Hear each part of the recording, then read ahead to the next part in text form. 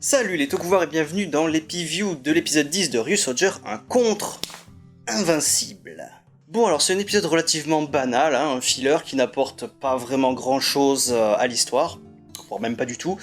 Bon, si ce n'est un petit développement de personnage pour Asuna, mais bon, là encore ça reste extrêmement minime, donc on va voir ça. Donc l'épisode commence par une situation un petit peu cocasse où Asuna participe à un jeu un petit peu de hasard où il faut lancer des anneaux pour gagner un premier prix qui est un an de nourriture. Alors vu les sacs, ça m'étonnerait qu'il y ait un an de nourriture, mais bon, si tu te rationnes bien, peut-être que... voilà. Asuna remarque qu'il n'y a pas ses chocolats préférés dans les sacs, donc elle pense qu'elle les a fait tomber, donc elle va aller les chercher. Sauf que, manque de bol, elle va se faire agresser entre guillemets par deux Kaira, et elle va se faire sauver par un jeune homme qui s'appelle Mori, qui est boxeur. Voilà, Mori va faire dégager les racailles et sauver Asuna. Curieux, on voit ça, donc il est très intéressé par Mori, notre petit boxeur, il va donc créer un Minosaure à partir de lui. Donc c'est la galère, parce que, étant donné que le Minosaure est boxeur, donc il sait vraiment bien se battre, et il peut donc contrer les attaques des Ryusoulger.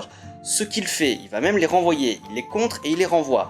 Donc très gros problème, les Ryusoulger sont complètement dépassés, ils ne peuvent pas vaincre ce Minosaure.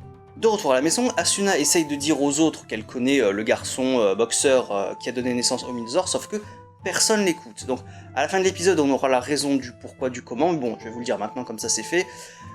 Ben en fait, Asuna elle saoule tout le monde apparemment, parce qu'elle ne parle que de bouffe. À chaque fois qu'elle ouvre la bouche, c'est pour parler de viande, de bouffe.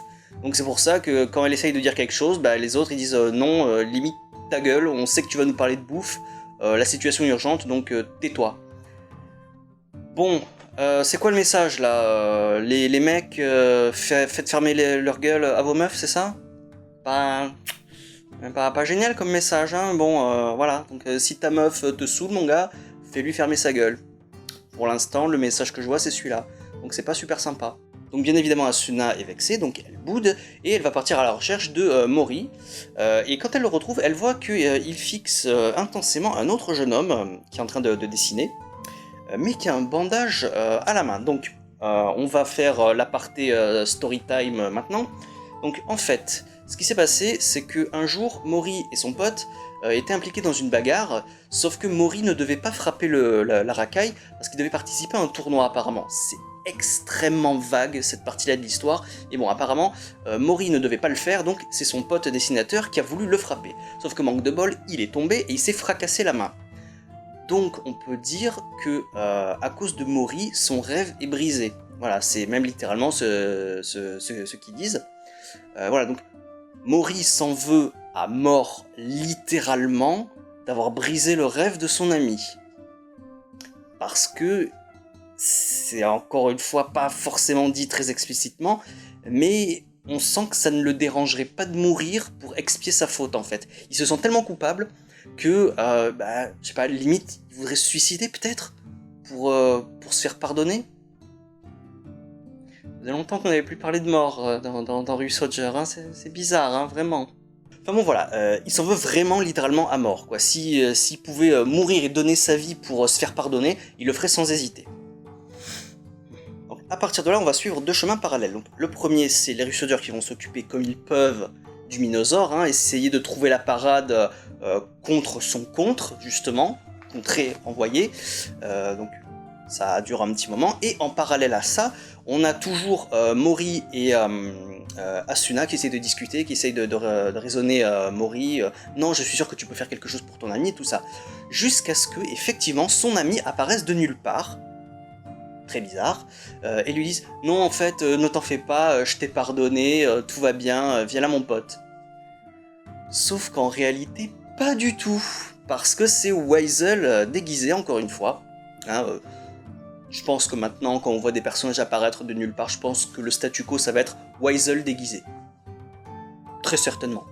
Donc voilà, donc c'est Weisel déguisé en son pote, et qui, à l'oreille, lui murmure « Non, en fait, t'es la pire des merdes, t'as brisé mon rêve, je t'en veux à mort. » Et donc forcément, sur Mori, ça a un effet dévastateur, donc l'énergie, son énergie vitale est transférée au Minosaure, il grandit géant. Le Minosaure grandit géant. Voilà, ça l'a tellement détruit le mec que le Minosaure devient géant tout d'un coup.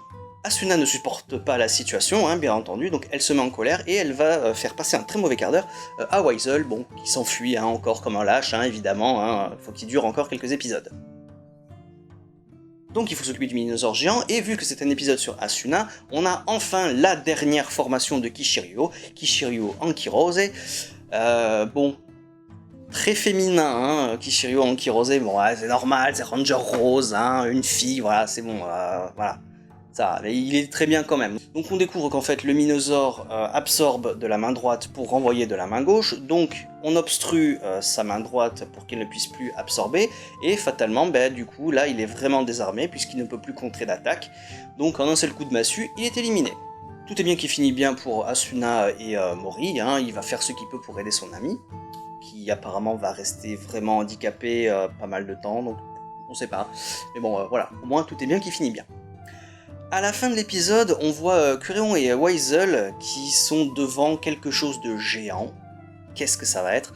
Bon, je vais en parler maintenant, un petit peu maintenant, hein, mais voilà, je pense que plus personne ne peut être spoilé quand même.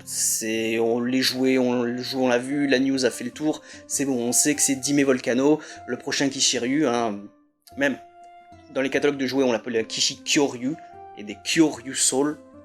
Kyo étant la contraction de Kyoka, pour supérieur, power up, level up. Donc voilà. Armure de feu, Dime Volcano, apparemment, lui aussi il va parler, Dime Volcano. Est-ce que pour le mériter, il faut répondre juste à ces questions? Parce qu'apparemment c'est le roi du quiz, Dime Volcano, pour je ne sais quelle raison. Donc est-ce que pour mériter son armure, il faut répondre juste à son quiz? Peut-être, je pense, hein, vu que c'est le titre de l'épisode. Donc voilà. Mais bon, on en parlera mieux la semaine prochaine, ça n'a rien à faire dans cette review. Voilà. Donc bon, j'ai plutôt bien aimé cet épisode, il était sympa à regarder, même s'il apporte rien à l'histoire.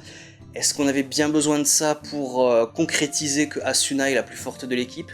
Physiquement, j'entends, hein. Non, parce qu'on le savait déjà, donc voilà. Oui, c'est la plus forte physiquement de l'équipe, mais on le savait déjà. Bon, écoute, ça fait un petit épisode sur Asuna, ça se laisse regarder, c'est sympathique, hein, donc voilà. Ça ne m'a pas plus dérangé que ça, donc maintenant, vu qu'on a fait à peu près le tour de tous les personnages, hein, ouais, Melto et Asuna ont eu leurs épisodes, voilà, ça y est, on y est, après 10 épisodes, on peut enclencher la seconde et aller vers les niveaux supérieurs, donc je pense que ce sera explosif la semaine prochaine. Volcan explosif.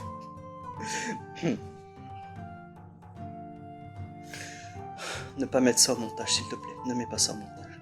Enfin voilà, très hâte d'être à la semaine prochaine. Ciao.